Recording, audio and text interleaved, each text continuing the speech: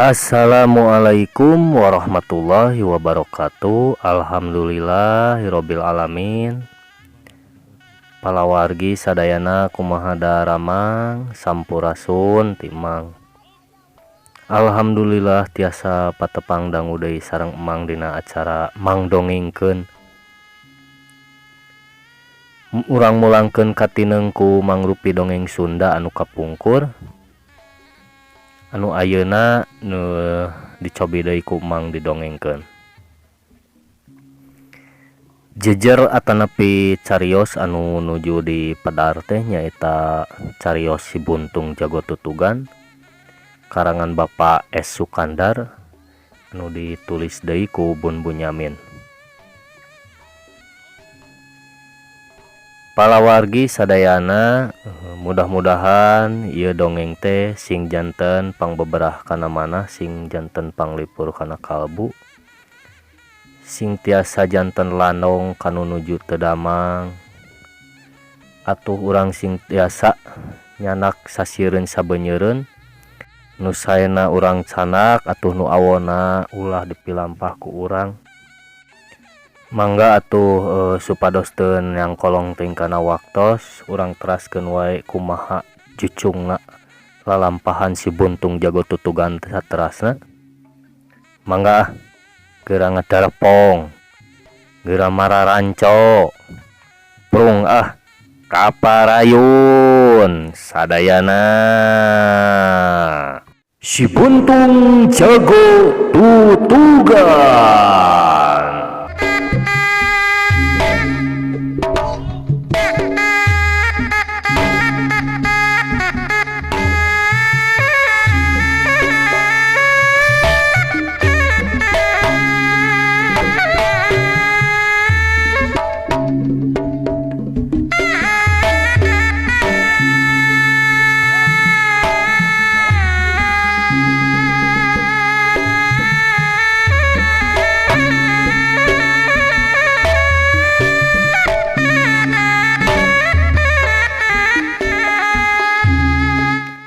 Hanca teh dugi ka hiu jebrot ayo buntung leungeun buntung teh geus teu bisa disingkahan deui ngajebrod kana dada. Eta mah badan Pajagra langsung ngoleab sarta geblak wae nang karak teu beda jeung tangkal cau anu dituar. Cek kaula oge ulah samanukna jaga kakaraku saurang bari ngagunakeun dampa leungeun hiji ge geus gogoleran.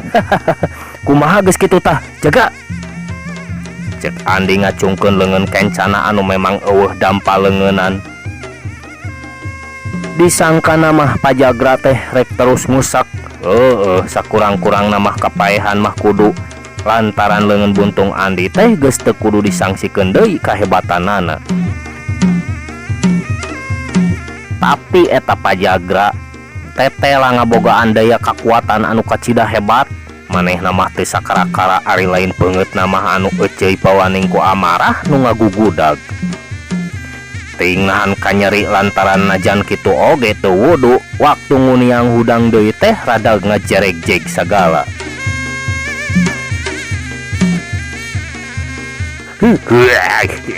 Hebat euy. Hades lain gabag hayu teh Si Buntung. Teu kudu hese lamun geus nyieun tutug oncom teh euy. Pokna make inget kana tutug oncom sagala. Syukur we ari aya karasana mah jaga. Can make tanaga sapinuhna sakitu mah. Kaula masih hayang ulin keneh teh jaga. Cek Andi bari ngarenyu. Ya. Bagian jia nyama buntung. Cek Pajagra bari ngacorelat ka hareupeun Andi dia barengan ku ngahembatkeun bedogna. Bau jaga, coba-coba ragap awak kaula ya ari butuh mah. Cek Andi bari teu kurang amarahna mah ras inget Kamal Tasim tadi, cacak lamun teu geuwat disalametkeun mah tangtu dadana geus jadi korban ditiir ku bedog. Lep Andi ngareunuk hiuk siku-sikuna dihembatkeun ka luhur beletak nenggel pisan kana pigelang lawan Pajagra nepi ka ngerepeng tapi bedogna mah teu lepas kalah terus ngaheat ka handap. Horokaya Andi teh eleh kesitna gentak nyabetkeun deui siku-sikuna. Beletak deui pigeulangna dihanca. Hiuk leungeun buntung nyuruntul deuk nobros dada. Pajagra ngerepeng deui sarta sakali ieu mah bedogna nepi ka mecleng, tapi dadana mah salamet ku jalan ngakilakeun badana ka katuhu dibarengan ku narik suku katuhu ka tukang. Bos, ukur bisa nobros sasaran kosong. Hiuk per pajaga ayeuna mah anu ngatius rek mapag cukang irung Andi ukur ngagilak saeutik bari ngabaliurkeun beungeutna. Kuiwa pigelang lawan teh dicapit ku siku-siku terus ditarik dibarengan ku ngangsolna suku katuhu Andi.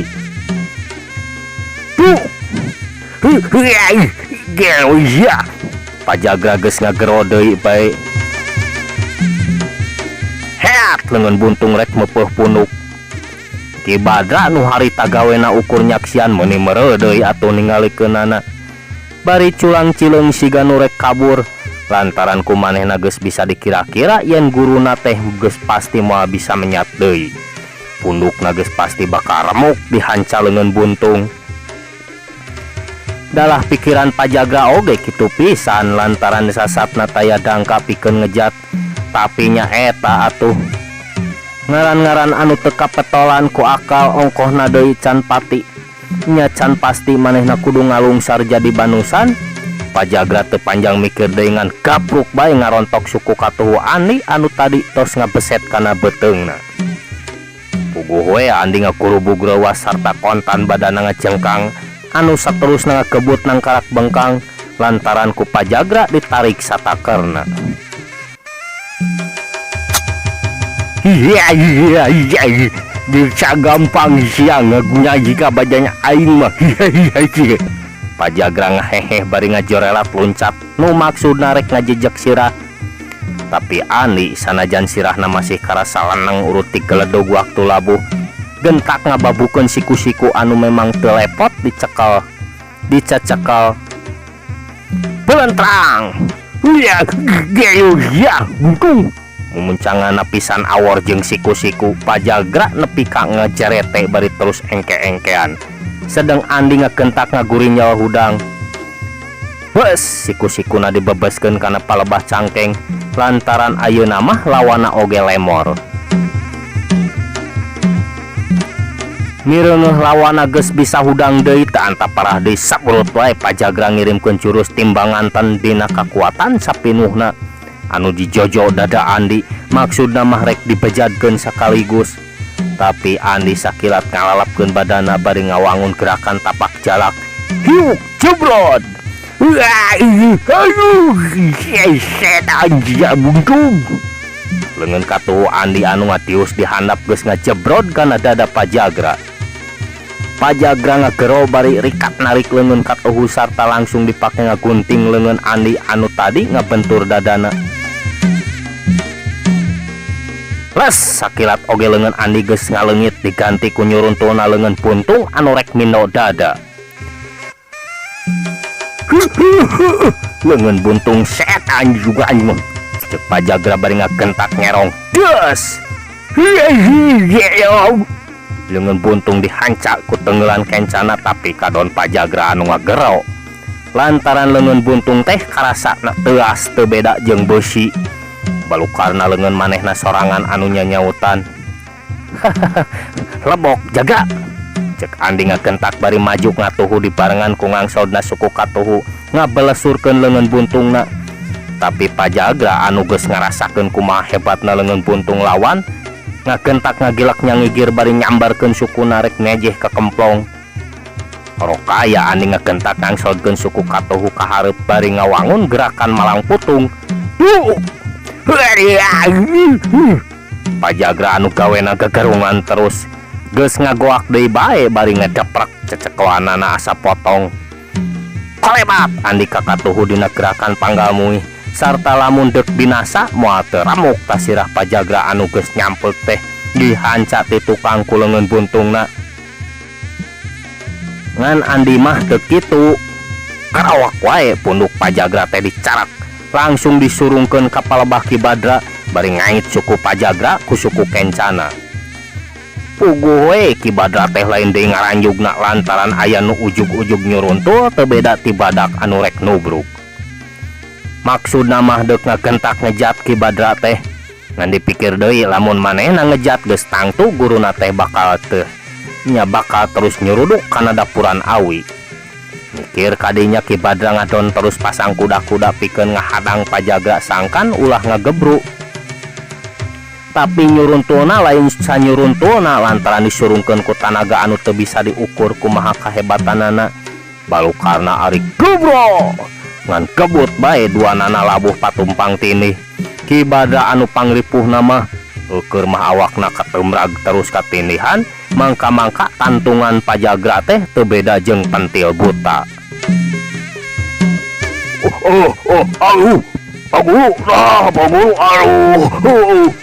Cek Ki Badra gegelep-gepan teu beda jeung nu ti teuleum.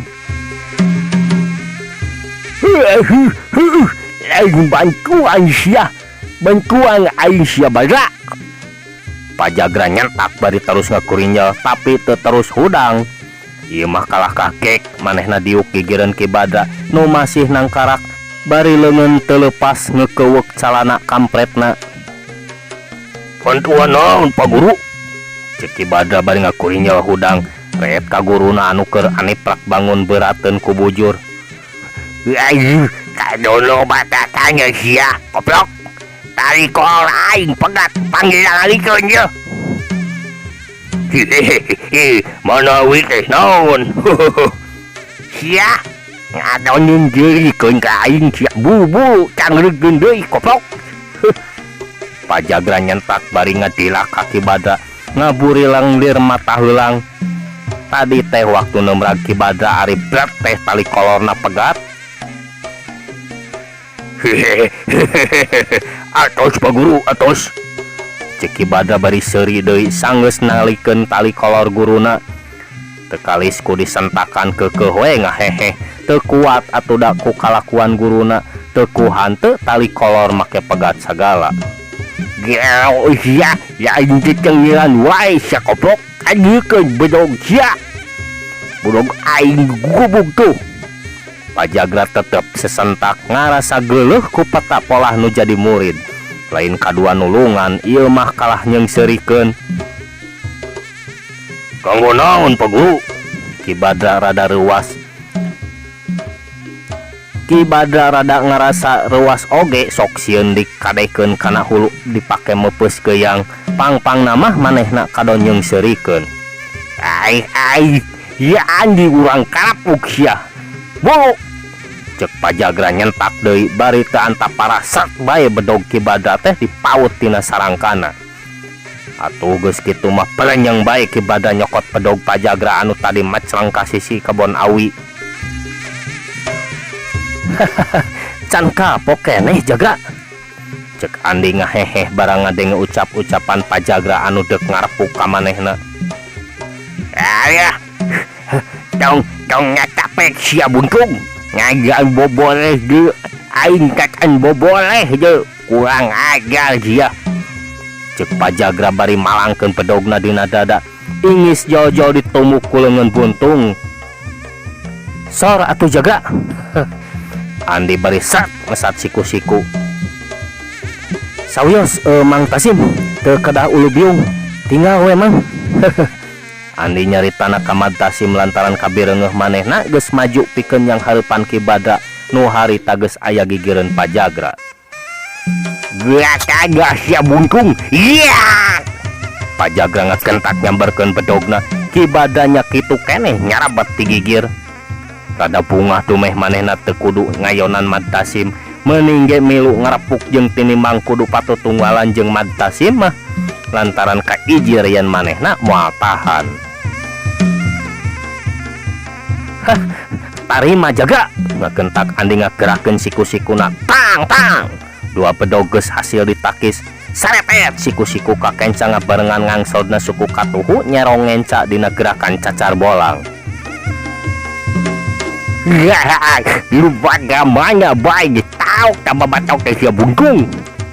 Cek Pajagra sanggeusna ngarampod nyingkahan congok siku-siku teh nyabetkeun deui bedogna ngabarengan babarengan jeung Ki Badra. Tapi manehna teu kira-kira ngaranjugna lantaran congok siku-siku teh geus balik deui sedengkeun bedogna masih keneh ngangkang di luhur. Ku kituna manehna ngakentak ngejat ka tukang nya kitu deui Ki Badra tiba baranting mundur pikeun nyalametkeun beuteungna. Ngan gerakan Andi teu kandeg dina kacepatan anu luar biasa anu teu bisa dituturkeun ku Panenjo. Sakilat Andi ngagunakeun gerakan pangalmuih. Heutuh. Sirah Pajagra katut Ki Badra ditakolan ti tukang ngagoak ngarasa nyeri jeung reuas. Bari ngagoak teh Ki Badra mah pangacianana ngadadak kabur atuh. Nu ngajadikeun manehna teu puguh pola. Corelat Andi kahareup. Breh lawan-lawana keur ngadarang heungak ka tukang teu anta parah dijebrod. Obat leungeun buntung teh temis deui ngahancad dada Pajagra. Hiu jeko dampal suku Andi nyayang satakarna kana kekemplong Ki Badra. Bok ampun. Sapada harita duana ngeceblag nang karak pengkang. Pajagra terus ngajahjar sarta langsung ngagolok-golok ngutahkeun getih hirup tina sungutna. Sedengkeun Ki Badra mah ngadon lalangsudan bari gogolok-gokan ngudarkeun eusi kadutna.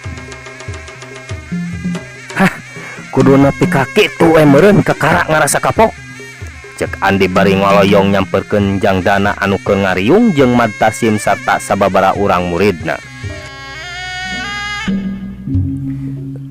Kitu kieu eta teh Kang Andi. Jangdana ngarasa hariwang sok sieun Pajagra jeung Ki Badra teh terus misan. Ku kitu nama sok sieun jadi kapapanjangan ulah-ulah manehna oge bakal kabaud kababawa. Moal Jangdana Kang Andi oge teu mere dosis leuwih. Wajar sakitu mah.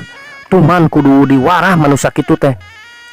Tembal Andi bari ngareret ka lebah Pajagra. Memang teu salah caritaan Andi teh. Harita keneh Pajagra ngulisik nyah bentak terus gigisik siga nu hudang sare. Jerung kunung Pajagra teh nangtung terus lempang rumangieung. Indit ninggalkeun pakalangan. Atuh ningali kitu mah Ki Badra oge kentak hudang sarta terus nuturkeun. Guru jeung murid lalempang bari rada sosolontodan. Duanana teu lemek teu nyarek lempang bari tungkul geus puguh Pajagra mah lain deui ngaharukna. Ngalaman apes kabina-bina nepi ka ngalaman eleh mutlak diragragkeun ku budak satepak. Bari lempang teh teu weleh ngageremet hayang mulangkeun ka nyeri ka Andi anu geus nyata-nyata ngajadikeun dirina pacundang ngalaman wiwirang di pakalangan.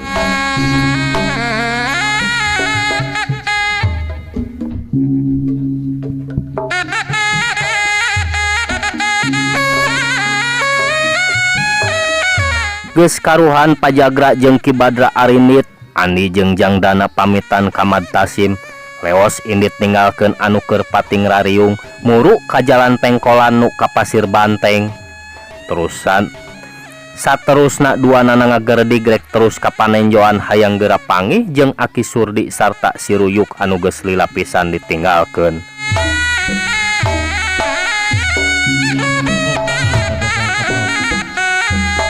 Para wargi sadayana anu satia manco waktu karena luhaloho kanu keur galungan nyahasanya namah lain ngahaja-haja teuing.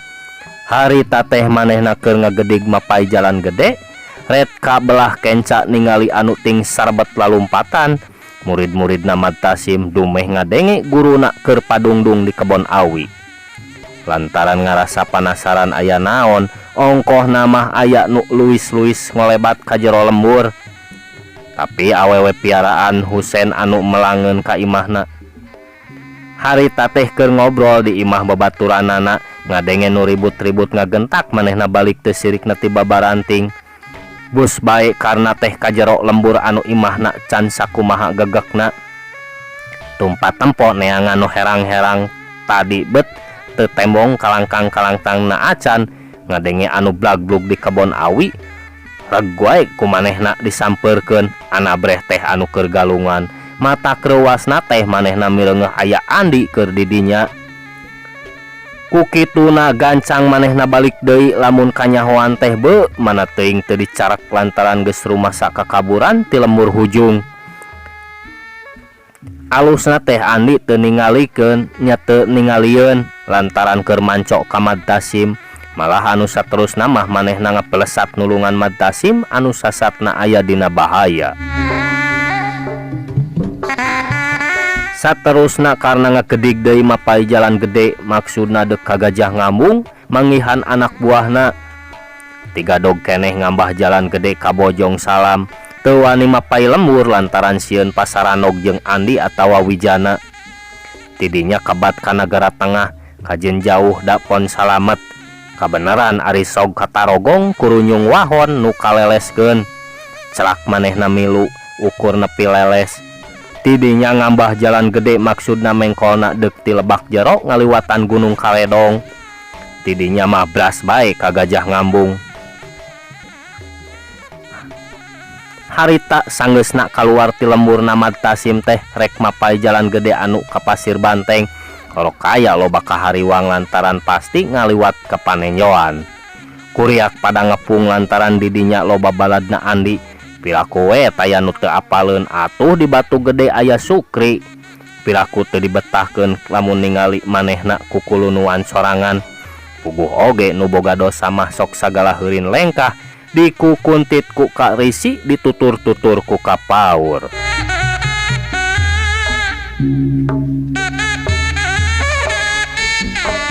Iya, tepuk tangan. Atur nuhun. Harita teh waktu ku kolotna dek diajak ka Cicapar nepungan Gumilar manehna teh kalah kamugen sanajan diosol di papatahan oge tetep teu regrog. Babakuna mah ngarasa era kudu nyogrogkeun diri sanajan bener pihak Gumilar pasti ngahampura. Antukna mah manehna diesek-esekkeun ku Pasuta nu jadi bapana anu akhirna mah karna teh ditundung ti imahna. Harita oge sanggeus kabireungeuh indit bari susulumputan teh karena ku Wijana sarta Widarma oge langsung disusulan, malah diteang ka Panenjoan oge lantaran harita teh waktu kapanggihna sasat deket ti Panenjoan. Ngan luput lantaran karena mah dina mangpretna teh ngambah jalan gede. Lain deui rowa sarta hareuna geunana waktu karena goka Gajah Ngambung lantaran kasampak teh geus kosong taya saurang-urang acan anak buahna. Tidinya terus mudun ngambah jalan anu brasna ka Cisaat susuganan Bahrowi sabaturna aya didinya. Bubuhan di Cisaat aya imahna Ardasim bari sakalian det nepungan Nyi Enoh. Nepi ka Cisaat oge tetela suwung deui. Atuh karena teh teu jadi asup ka jero lembur pelecet bae manehna indit ngambah jalan bari tetep sasalingkeran. Sedengkeun Widarma jeung Pasuta anu harita nyusulan karena ka Panenjoan kadon gok papanggih jeung Andi sarta Jangdana anu harita geus nepi ka Panenjoan. Atuh derek-dek bae ku Widarma teh didongengkeun yen manehna keur neangan karena alias si Jakalara. Ngadenge carita Widarma kitu lain deui kagetna pikeun Andi mah lantaran tetela si Jakalara anu ayeuna kumanehna keur diteangan teh taya lian ti karna. Akhirna mah gorehel bae kapanggih Rusiah saha si Jakalara anu sabenerna. Harita oge ku Andi teh rek dicaritakeun ngeunaan si Jakalara alias karna anu geus nyata-nyata ninggalkeun pamajikanana. Tapi sanggeus dipikir deui yen hal eta teh teu matak hade, pang-pangna mah kang ngaragangan ka Pasuta. Nya Andi teh teu tulus dek nyaritakeunana. Ari karna dasar ieu carita kudu panjang. Kalawan taya halangan harungan manehna kabat inditna ngambah jalan anu bras ka Tanjung Pura. Andi mah harita teh terus marangan Widarma jeung Pasuta. Manehna mah jeung Jangdana arindit paneuri murut ka Cisaat.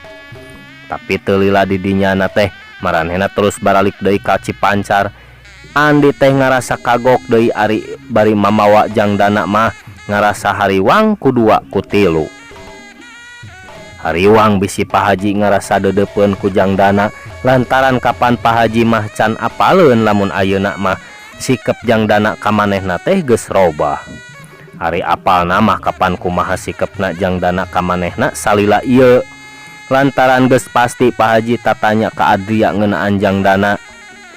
Sejen eta deui nu pikahariwang nya nu dipikahariwang teh sok sieun ngeunaan urusan dirina jeung nyetar siah ka ambe ku Jang Dana anu antukna bisi jadi aya pikiran nu lain-lain ka dirina.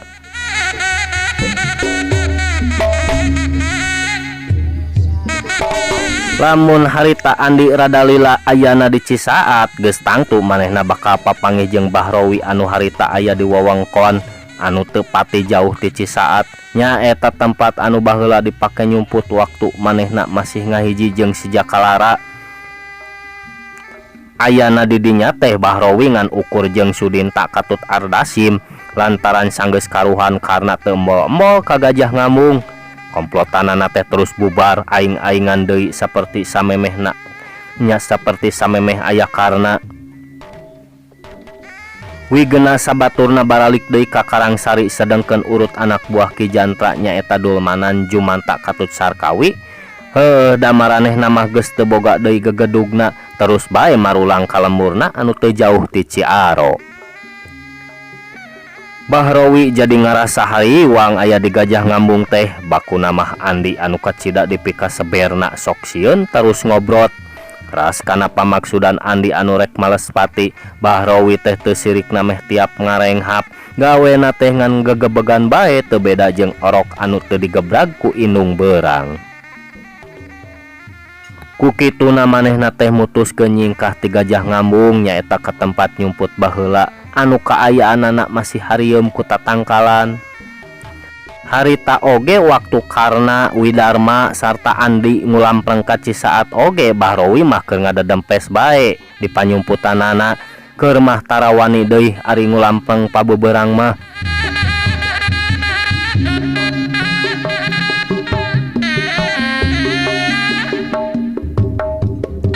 Waktu Jang Dana ngarongheap datang ka imah langsung we Pak Haji Sobana teh nanya, "Di mana ai Dana? Ari init-initan teh menisok kamalinaon?" "Wangsul ti panenjoan sareng Kang Ani, Pak." Jang Dana terus terang, "Jeung Ani dedengean teh tas naon?"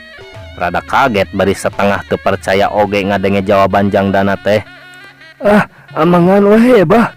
Kareuseul atuh da di bumi mah." Tembal Jang Dana bari paromana mah teu riuk-riuk. "Nu bener eta teh Dana." "Laras bah. Taroskeun we ka Kang Andi." Tembal Jang Dana bari ngareret ka Nyi Euis anu pasemona ngadadak siga nu pinuh ku rasa kaget oge. Lain deui nyeredet na ngadenge ngaran Andi disebut-sebut teh. "Ayeuna oge Kang Andina aya di bumina Mang Udi." "Nah atuh lain terus diajak ka dieu." "Teu keur saeun bah, duka panginten engke wengi mah ka dieu." Jang Dana bari ngareret deui ka adina. "Ain Dana, anguran macik ulin kareles tepungan Jang Husein kunaon mending ngampleng teu ka dieu." Cek Pak Haji manehna mah teu nyahoeun naon-naon anu geus kajadian antara minantu jeung anakna. Ku kituna mah Jang Dana teh masih asak jejehan teu wani batus lantaran sok sieun jadi aya mamalana nu teu hade boh pikeun kolotna boh pikeun nu jadi adina. Memang ari ngagugu nafsu mah manehna teh hayang pok nya hayang pok wae ngagorolang nyaritakeun kanu jadi indung bapana. Pang-pangna mah sok sieun kaayaan adina jadi tambah parna sanajan bener eta oge sasatna kawin ka Husein teh ku cara dipaksa ngan lamun nepi ka nyahoeun dipang nyalewengkeun mah bisa kumahaeun rajet hatena. Keur mah dipaksa katurug dinya nyeri kudu jadi salakina. "Teu kudu ditetean bah lah. Mun hidang oge ngurunyung meureun ka dieu." Jang Dana bari ngareret deui ka Nyi Euis.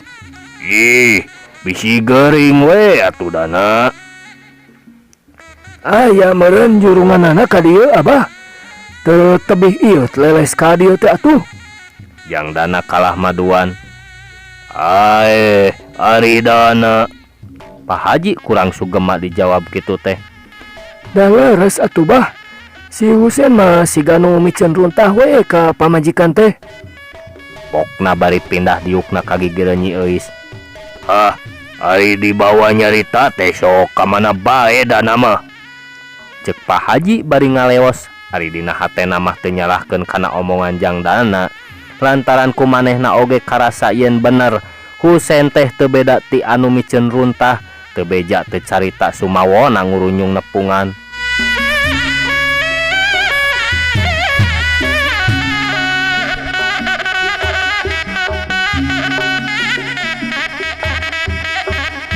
Ari Pak Haji Kodir jongjon bae teu boga pikiran naon-naon lantaran unggal poe oge cenah anakna teh sok nepungan ka Cipancar. Marukana nya we da puguh langka dekat tempo di imahna. Sok padahal sapopoe teh idak liher di imahna Ki Jalal ngaras ngasakeun pangabisana ka Pajagra. Husein mah teu nyahoan yen guruna teh kungsi diragragkeun mutlak ku Andi. Bubuhan pintar wawadulna boh Pajagra boh Ki Badra teu eulem-eulem ngabuihna teh cenah musuhna di kadungora teh meh-mehan binasa ku Ki Badra. Atuh jeung Andi oge kungsi bantrok nya kitu deui waktu diayonan ku Pajagra si Andi teh ngacir teu mangap mulia leungeun anu buntungna teh teu mempan cenah ka Pajagra mah. Ieu sababna nu matak Husein terus-terusan diajar ka Pajagra lantaran maksud manehna hayang ngarubuhkeun ku Andi nya hayang ngarubuhkeun Andi ku leungeunna sorangan.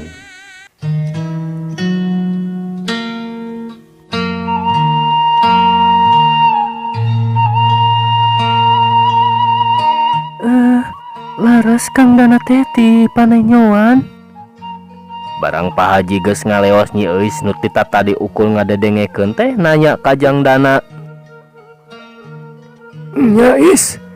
Jang Dana ngareret ebreh pasomon adina teh bangun anu kukumu nakar.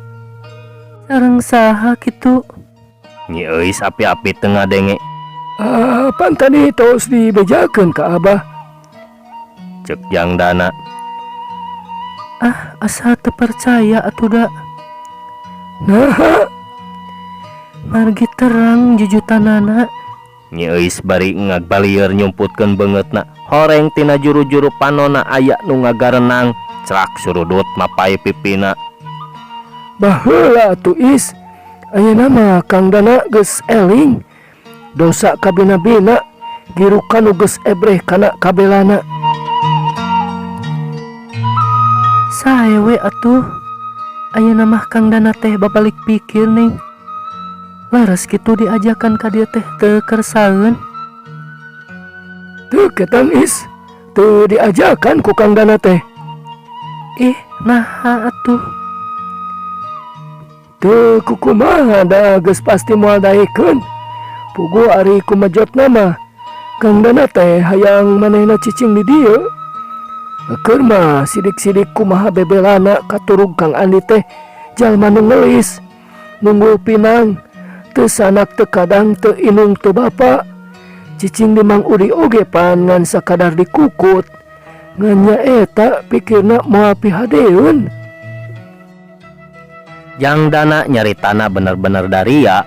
Pokona maras inget kana kalakuan manehna anu enggeus-enggeus mika ngewa ka Andi teh beak ti karep. Tapi ari Andi nama teriuk-riuk dipinggang ngewa teh. Tibatan malas ka ngewa kalakah ngebrehkeun kabelana. Nepi ka ayeuna oge masih inget waktu manehna dikakaya ku si Jakalara sabaladna. Nyi Euis bareng ngadenge pok-pokanana nu jadi lanceuk kitu teh beuteung beda jeung anu dibedel deui raheut hatena. Nu kaayaanana ayeuna teu beda jeung anu keur humapur. Nu ebrehna kaluar di totondenan ku juuhna Cimata nu terus-terusan merebei ngabaseuhan beungeutna anu dipirig ku inghakna anu teu kurang matak nimbulkeun ting seresepna hate Jang Dana harita. Nu antukna manehna terus ngaharuk bari pikiranana cuscos ka mangsa ka tukang. kojengkang nyi euis ka kamar bluk bae nangkuban breh inghak nu tadi ditahan-tahan teh ayeuna mah bangblas ngaguk-guk bangun anu kacida kanyanyerian perbawa hate anu gurawah gudawang deui paribasa anu karugrag mah sok leuwih parna nya kitu pisan kaayaan nyi euis ayeuna ngan henteu we ari kumampang sasambat mah boh dikedalkeun atawa ukur gerentes hate ku kitu namah nyi euis teh masih eling teu hade ngarumpak basa dosa pamali ngaran-ngaran anu geus boga salaki teu mikeun lamun sumambat kanu sejen sok sanajan ari gambaran rupa Andi mah keukeuh teu bisa dikepeskeun napal pageuh dina bibir panon.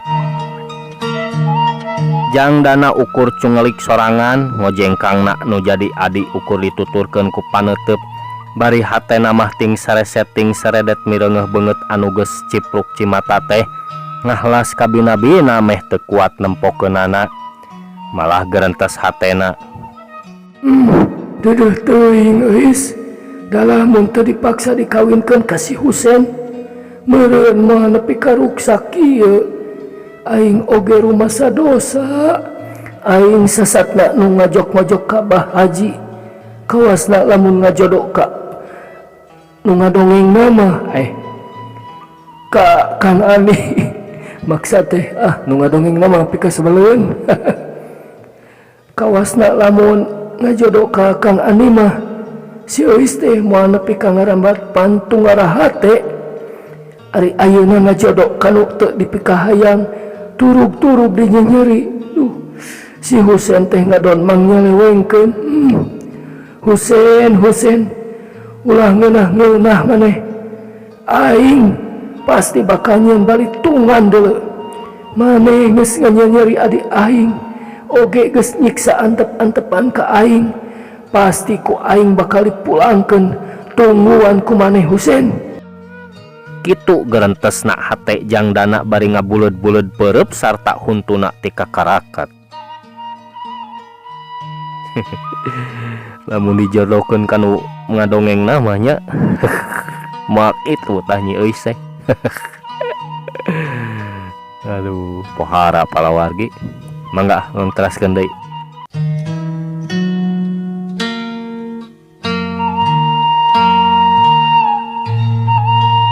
Peutingna waktu saimah-imah ngariung pok bae Jangdana nyarita yen isuk manehna dek kaleles dek nepungan Husen kunaon sababna beuteum embol-embol siga nu geus miceun ka pamajikan.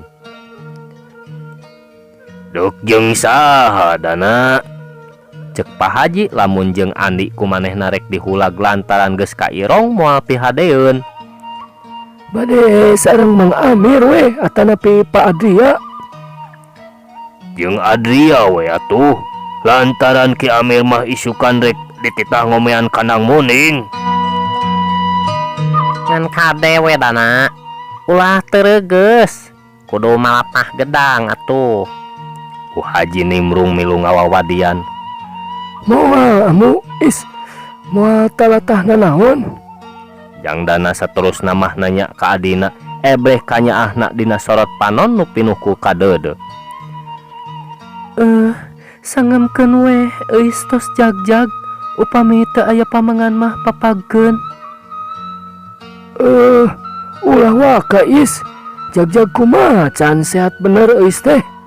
Jangdana satengah ngahalangan bakuna hatena teu mikeun lamun adina kaleles. Lamun adina kaleles deui nuturkeun salaki lantaran geus katoong kalah ka bakal nambahan katunggaraan bae. Sawios badaya maksakeun bae hawatos ka Kang Husen panginten teu aya nu ngawulaan ari euis di dieu siga nu raos-raos jul kana kawajiban. Cek Nyi Euis daria nakar memang manehna hayang kaleles teh lain jijieunan tapi oge lain hayang ngawulaan nu jadi salaki lantaran can bisa migawe nu berat-berat tapi samata-mata keur nengtremkeun hate sabab Andi ayeuna aya di Cipancar. Anu sasapna gambaran Andi teh kumanehna keur diusahakeun saeutik-saeutik dipohokeun. Ngadenge kitu teh pikeun Jangdana mah malah nambah ngagugudug nafsuna ka Husen. Kumaha sikep adina anu sakitu madepna kanu jadi salaki, kari-kari ngadon dinyerikeun. Ampir-ampiran harita Jangdana nyaritakeun kumaha kalakuan Husein anu sabenerna. Ari cekang Dana mah ulah waka kaleles is. Memang ulah lila teuing ninggalkeun salaki, bisi kadituna jadi matak. Ayeuna mah kumaha cek Jang Husein we kitu kieu mah Dana. Jug atuh puguhkeun heula ka Ki Adria ngan omat ulah isuk-isuk teuing inditna lantaran manehna sina meresihan heula istal. Geus lila teu dibersihan. Cek Pak Haji nutup obrolan. Nuhun, ayeuna abdi bade ka Pak Iya muguhkeun. Jangdana kituna teh bari ujung nangtung terus ngaleos ka imahna Adria. Nepi ka imahna darak-dak bae dicaritakeun maksudna.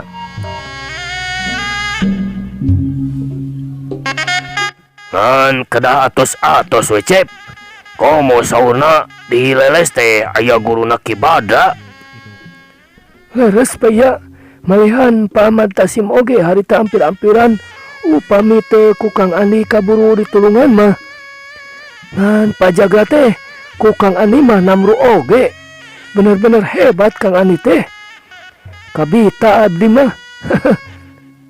Jangdana ngebrehkeun pamujina. Abot oge Cep. Ari kedah mayunan tiluan mah. Pak Iya mah teu kedah ulu biung. Keun we abdi tuman rek diwarah tah si Husein teh. Jangdana nyaritana tandesna keur. Geraheun atuh Cep. Ari tos dermah tang tos Ki Bada sarta pajagra teh moal cicing. Pasti pipiluhun. Sanes Pak Iya kecing margi pastina Ki Jagra teh sanes handap-handap pangabisana. Ari saur Cep Dana Matasim wae ampir-ampiran mah. Kumaha upami urang ngajak Jang Andi we atuh supados regreg. Adria ngasongkeun pamadegan. Ah, ulah bisi engkeun aku si Husein dijadikeun pakarang pikeun ngajejeleh si Euis. Jangdana teu saluyu kana saran Adria. Leres oge tapi nya. Lah, wios atuh upami kitu mah urang duaan bae, kumaha engke wae. Nuhun kitu we Pak Iya. Ngan saur Abah enyin teh tong isuk-isuk teuing saurna. Margi saurna Pak Iya teh bade dipiwarang ngabersihan heula istal. Atuh Mang Amir oge dipiwarang ngomean kandang muning deui. Sae urang rada siangan we atuh Cep.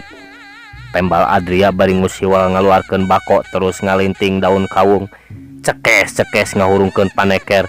Serbung haseup tina daun kawung nu dikenyot nu nyerbung marengan panona anu neuteup ka langit. Nya kitu we Pak Iya. Jangdana terus namah ngaleos balik deui ka imahna. Sanggeus Jangdana ngaleos Adria mah terus cindekul bari hate kacida bingungna mikiran kumaha isuk lamun seug manehna kudu riributan jeung pajagra. Pokona mah tetep we ngarasa hariwa ngayonan tilu lawan teh lain perkara enteng. Komo ieu mah pancenah Mad Tasim oge teu kuateun ngayonan. Dek bebeja we ka Jang Andi keun wae Jangdana mah ulah sina nyahun. Anggap wae kabeneran. Paur atuh da ari kuring kudu nyang hareupan tilu lawan mah deuh. Kumpis kumaha teuing. Kitu garentes hatena Adria. Geus kitu mah jut wae turun ti imah geus karuhan pangeusi imah Pak Haji Jarempling sarta eueuh nu kaluar mah gidig bae Adria indit maksudna rek ngabejaan Andi.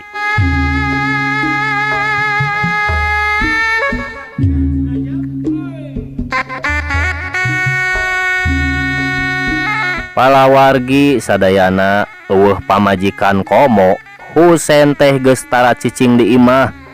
Isuk-isuk oge geus kenceling indit ka imah Ki Jalal. Biasa rek ngasakeun pangabisana ka pajagra.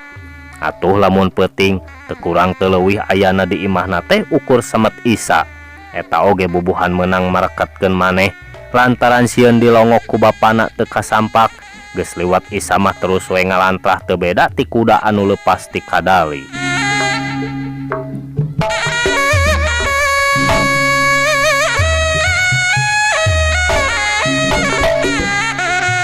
Waktu Adria jeung Jangdana datang kaleles kasampak teh imahna Husen dikunci ngan kabeneranna teh katempueun ku Pak Haji Qodir. Terus bae duanana disambat ka imahna. Puguh we Pak Haji Qodir mah sama sakali teu nyahoeun kana hal ihwal antara Jangdana jeung Husen teh. Anu matak dina umakuna teh kacida gerecekna uah aeh teu sirikna tetelepek sagala ditanyakeun. Pang-pang namah ngeunaan kayaan Nyi Euis anu saterusna mah sasadu menta dihampura lantaran can bisa ngalongok ka Cipancar. Hal ieu teh pikeun Jangdana mah puguh we asa jadi cukang komo meuntas. Darak-dak bae dicaritakeun yen ti mimitina adina aya di Cipancar. Tukang es teh taya lol ari lain harita mah basa nawaran kanu ngadongengna. Aduh, hapunten pisan palawargi, tos ngurunyung tukang es ya. Cag heula dugi ka dieu nya. Urang simpen di haneulem hieum tuna di hanyuang siang mangsa datang urang samper deui. Mung sakitu anu tiasa kasangakeun ti Emang, ampun paralu nu kasuhun waninggalih nu dipamrih hampura anu diteda. Cag heula permios. Wassalamualaikum warahmatullahi wabarakatuh.